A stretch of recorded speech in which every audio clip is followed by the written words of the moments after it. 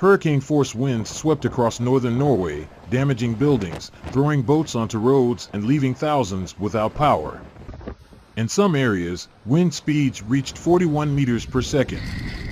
And in Tverfjellet in Glomfjord, a record wind speed of 64.1 meters per second was recorded.